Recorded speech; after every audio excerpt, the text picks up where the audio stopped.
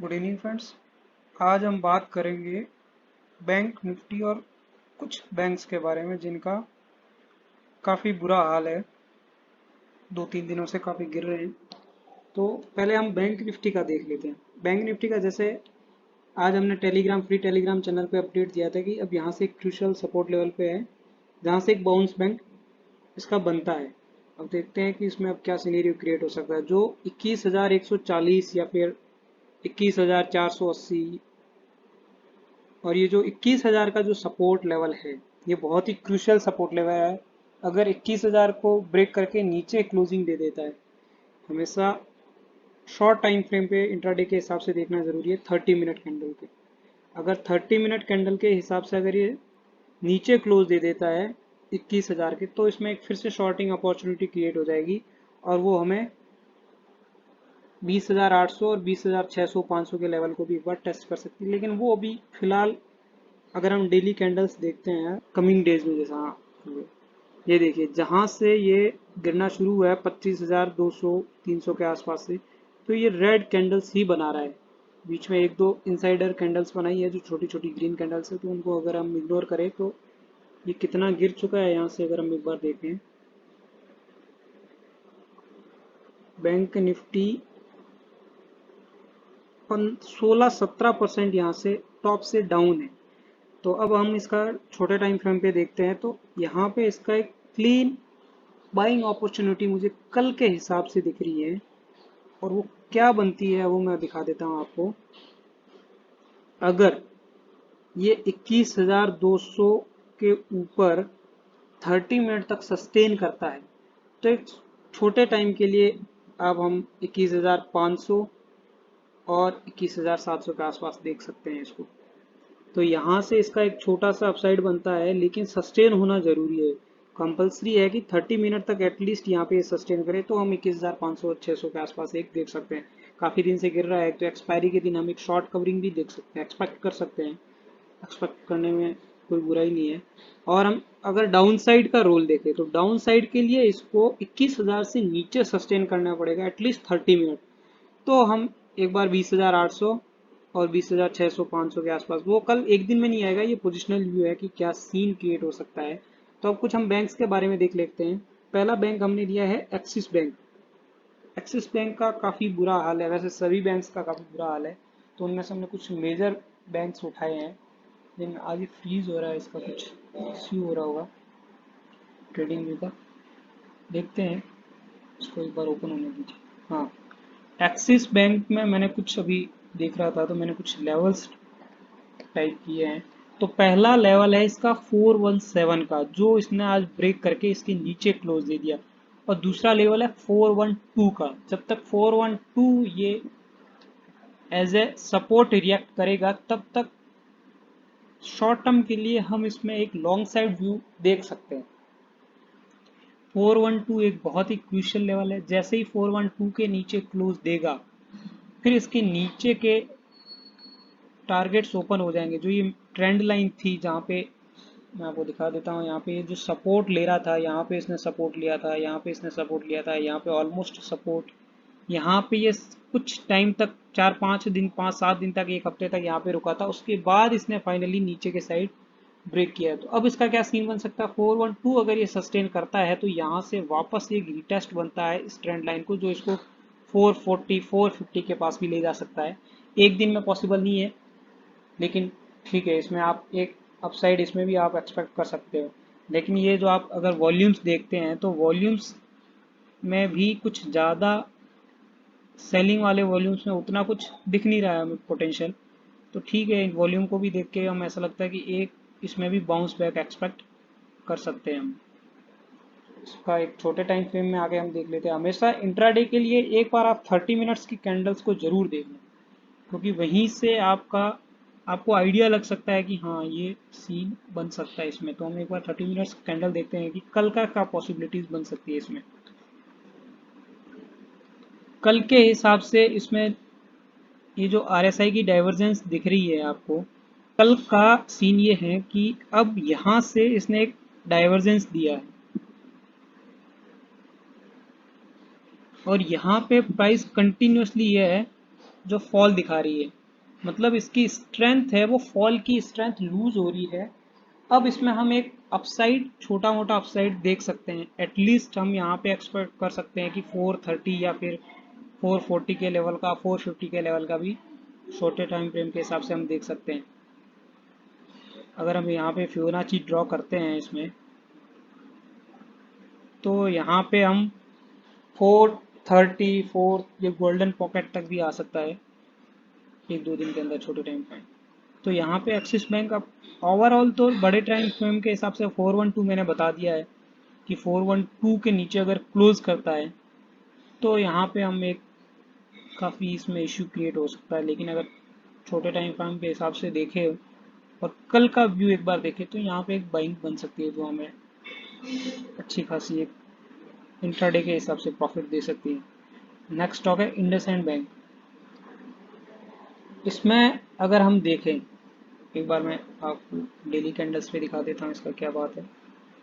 Daily candles पे आपको ये जो ट्रेंड लाइन, ये जो ट्रेंड लाइन दिख रही है, ये इसका सपोर्ट लेना बाकी है। इसका सपोर्ट बनता है यहाँ पे 520 के आसपास, और ये जो मेजर सपोर्ट है, ये इसको मैं अगर मार्क कर दूं वाइट लाइन से,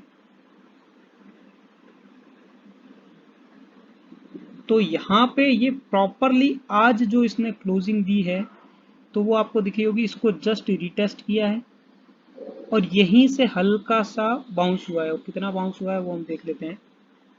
ये देख लीजिए, इसने लो बनाया था आज 537 के आसपास, फिर उसने वापस बाउंस बैक दिया था 546, मतलब 10 रुपीज़ के आसपास। तो अब इसका और क्या बन सकता है मैं आपको कल के हिसाब से दिखा देता हूँ कि कल इसमें क्या पॉसिबिलिटी। ये जो फॉलिंग वेज बन रहा है, इसका जो ब्रेकआउट होता है वो हमेशा इस साइड होता है। जैसे यहाँ से एक और बनाया और फिर ऐसे इसने अपसाइड को ब्रेक कर दिया भी। अगर हम यहाँ से देखा जाए तो कल एक यहाँ पे भी डाइवर्जेंस है, अच्छे खासे सपोर्ट लेवल पे है। तो यहाँ से भी इसका एक बाउंस बैक बनता है जो इसको लीड कर देगा 560, 570, 580। बैंक्स अभी काफ़ी गिर चुके हैं, तो हम एक स्टॉप लॉस के साथ हम देखो, स्टॉप लॉस हमारा बहुत ही छोटा स्टॉप लॉस है 535, 530 का ऑन क्लोजिंग स्टॉप लॉस होना चाहिए 30 मिनट्स कैंडल का। उसके बाद हम अपसाइड ले सकते हैं इन सब में। अगर इनके नीचे क्लोज होता है तो हम यहाँ पे एक शॉर्टिंग अपॉर्चुनिटी देखेंगे। लेकिन काफ़ी गिर चुके हैं स्टॉक्स है 10-10, 15-15%। तो अब इसमें और हम क्या एक्सपेक्ट कर सकते हैं, कितना गिरना चाहिए। अब हम बात करेंगे आईसीआईसी बैंक का। इसका जो सपोर्ट लेवल है वो अभी भी थोड़ा सा नीचे है, ये अपने सपोर्ट पे नहीं आया। जो मेजर सपोर्ट है इसका वो है 340 का, 340, 344, 342। ये सब जो इसके सपोर्ट पे, ये जो कैंडल्स यहाँ पे जो क्लोज हो रही है 342, 343, जो पुरानी कैंडल्स ये जो यहाँ पे जो क्लोज हुई थी, ये सब ये यहीं का सपोर्ट ले रही थी। ये सब ये यहाँ पे जो कंसोलिडेशन चला था वो इसी का ही चला था। तो अब इसमें क्या हम एक्सपेक्ट कर सकते हैं कि ये एक्सिस बैंक, आईसीआईसी बैंक है, इसका अगर हम छोटे टाइम फ्रेम पे देखें कि कल की क्या पॉसिबिलिटीज बन सकती है, तो इसमें हम देख सकते हैं कि अगर ये जो जोन है, ये जो डेरवेक्स बॉक्स है, अगर इसको ब्रेक करता है 355, 356 के ऊपर सस्टेन करता है, तो ये कल ये 361, 2 के आसपास भी जा सकता है, 361 और 362 के आसपास।